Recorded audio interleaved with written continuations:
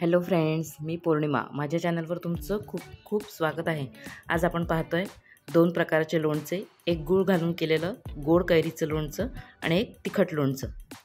लोणचं करण्यासाठी मी एक मोठी कैरी घेतलेली आहे. 1 किलोची एक कैरी होती. त्याच्या आपण छोट्या छोट्या फोडी करून घेतलेल्या आहे.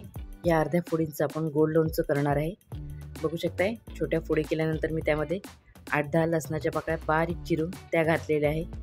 त्यानंतर 1 चमचा आपण मेथी पावडर घातलेली आहे आणि 2 चमचे मोहरीची डाळ मी मिक्सरमध्ये फिरवून घेतली आहे, ती घातली आहे आपण 2 चमचे. त्यानंतर 1 मोठा चमचा आपण लाल तिखट घालणार आहे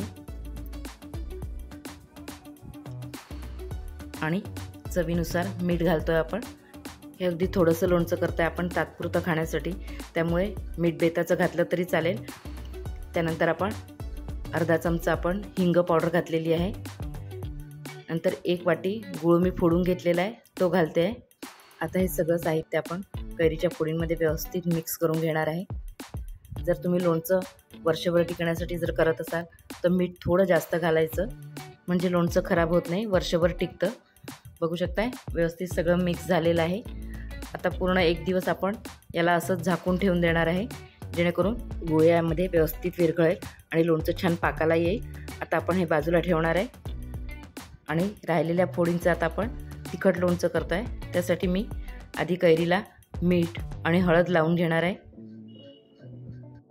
मीठ आणि हळद लावून ठेवलं म्हणजे कैरीच्या फोडींचं पाणी निघून जाईल, म्हणजे लोणच्याला पाणी सुटणार नाही. बघू शकताय, मी हळद आणि मीठ व्यवस्थित मिक्स करून घेते या फोडींमध्ये. 2 ते 3 तास आपण झाकून ठेवून देणार आहे. झाकून ठेवल्यावर 2-3 तासानंतर बघू शकताय फोडींचं सगळं पाणी निघालेलं आहे. आता आपण हे पाणी काढून घेणार आहे. त्यासाठी या फोडी मी चाळणीमध्ये पाणी निथळायला ठेवून देणार आहे थोड्या वेळ अजून, म्हणजे राहिलेलं पाणी निघून जाईल. आता या प्लेटमध्ये पसरवून ठेवून देऊ, म्हणजे थोड्याशा सुकल्यासारख्या होतील फोडी. आणि थोड्याशा फोडी सुकल्यासारख्या झाल्या की मग आपण बाकीचे मसाले घालून याचं लोणचं बनवू.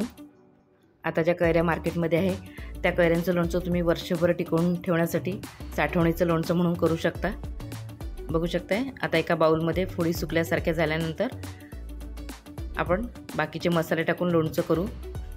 आता यामध्ये मी 1 छोटी वाटी केप्रचा लोणचं मसाला टाकणार आहे. त्यानंतर त्या वाटीनेच मी अर्धी वाटी मोहरीची डाळ मिक्सरला वाटून घेतलेली आहे, ती टाकणार आहे. मला जरा मसालेदार लोणचं हवं आहे, त्यामुळे मी ही मोहरीची डाळ टाकते आहे. त्यानंतर चवीनुसार आपण यामध्ये मीठ घातलेलं आहे. आता व्यवस्थित मिक्स करून घेणार आहे. वरतून आता हिंग किंवा तिखट हे काहीच टाकायची गरज पडत नाही केप्रचा लोणचं मसाला टाकल्यामुळे. बघू शकताय, छान व्यवस्थित मिक्स करून घेऊ. अगदी थोडे थोडे तात्पुरता खाण्यासाठी केलेले लोणचे ताजे ताजे लागतात पण छान, आणि पटकन संपून पण जातात. आता मी 1 वाटी तेल गॅसवर गरम करून मग थंड करून घेतले आहे, ते आपण या लोणच्यामध्ये टाकून घेणार आहे. पुन्हा व्यवस्थित मिक्स करून घेऊ. तेल टाकल्यावर छान भरपूर लोणच्यामध्ये मसाला तयार झालेला आहे, एकदम खार असा तयार झालेला आहे. आपण झाकून ठेवून देणार आहे. बघू शकताय, 1-1.5 तासानंतर छान पूर्ण तेल वर आलेलं आहे. आता आपण लोणचं काचेच्या बाटलीत भरून ठेवणार आहे. दुसऱ्या दिवशी गोड लोणचं पण बघू शकताय तुम्ही, एकदम छान पाकाला आलेलं आहे. बघू शकताय, दोन्ही लोणच्यांचा रंग खूप छान आलेला आहे, चव पण खूप छान झालेली आहे. जेवणाची रंगत वाढवणारे हे लोणचं नक्की करून बघा.